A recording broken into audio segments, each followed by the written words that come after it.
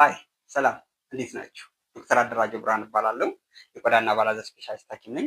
ዛሬ ላወራችሁ የመጣሁት ደግሞ ቤታችን ውስጥ እንዴት የቆዳ አይነታችን ምን አይነት እንደሆነ ማወቅ እንችላለን።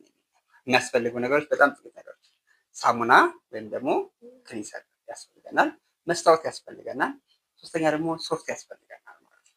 ጠዋት እንነሳለን፣ ፊታችን እንታጠባለን። ፊታችን ከተጣጠብን በኋላ ከ30 ደቂቃ በኋላ እንቆይና 30 ደቂቃ የምንቆይበት ምክንያት ፊታችን ከታጠብን በኋላ ወዛችን ካነሳን በኋላ ድጋሚ ወዛችን ለማጨት አትሊስት 30 ደቂቃ ስንቆይበት ማለት ነው። ስለዚህ ከ30 ደቂቃ በኋላ ምን እናደርጋለን? ሶፍት እናነሳና ግንባራችን ላይ እነካለን። ቁራጭ ሶፍት ጉንጫችን ላይ እነካለን፣ አገጫችን ላይ፣ አፍንጫችን ላይ እነካለን። ጫና አድርገን በደንብ እንይዛና እናስረጋለን።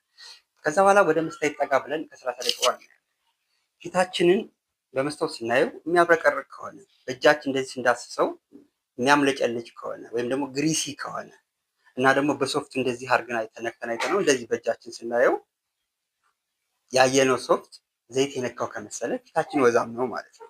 ግን ፊታችን ሽብሽብ የማለት ስሜት ካለው ወይም ደግሞ ስናየው አመዳም ከሆነ ወይም ደግሞ ፍርፍር የሚል ነገር ካለው በነካ ነው እንደዚህ በሶፍት ደግሞ ስናየው ምንም ነገር ነጭ የሆነ ነገር ወይም ደግሞ ምንም ነገር ለውጥ ከሌለው ፊታችን ደረቅ ነው ማለት ነው።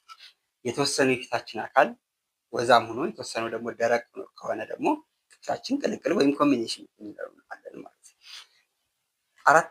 አራተኛው አይነት ደግሞ ሴንሲቲቭ ስኪን የሚለው ሴንሲቲቭ ስኪን የሌላቸው ፊቶች ከታጠቡ በኋላ የማቃጠል ስሜት ይኖረዋል፣ የማሳከክ ስሜት ይኖረዋል። የተለያዩ መድኃኒቶችን ሊሆን ይችላል፣ የተለያዩ ፕሮዳክቶችን ስንጠቀም ፊታቸው የማይስማማው ወይም ደግሞ በቀላሉ የሚቆጣቸው ካላቸው ሴንሲቲቭ ያላቸው ሰውነት ብቻውን ላይሆን ይችላል።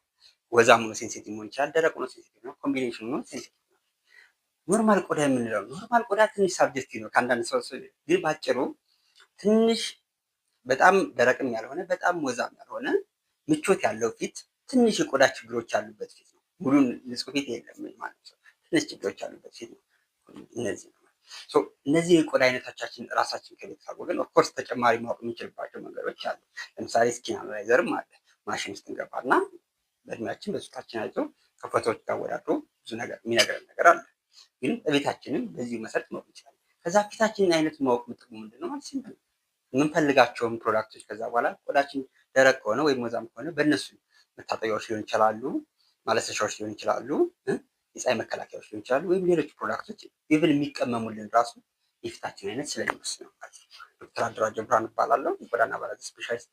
የተለያዩ ሀሳቦች፣ አስተያየቶች ካሏችሁ ፎሎ አድርጉኝ። ተጨማሪ የምችለውን የማውቀውን ሕክምና እውቀት ለእናንተ ለማጋራት ዝግጁ ነኝ። ፎሎ፣ ላይክ፣ ሰብስክራይብ፣ ሼር አድርጉ።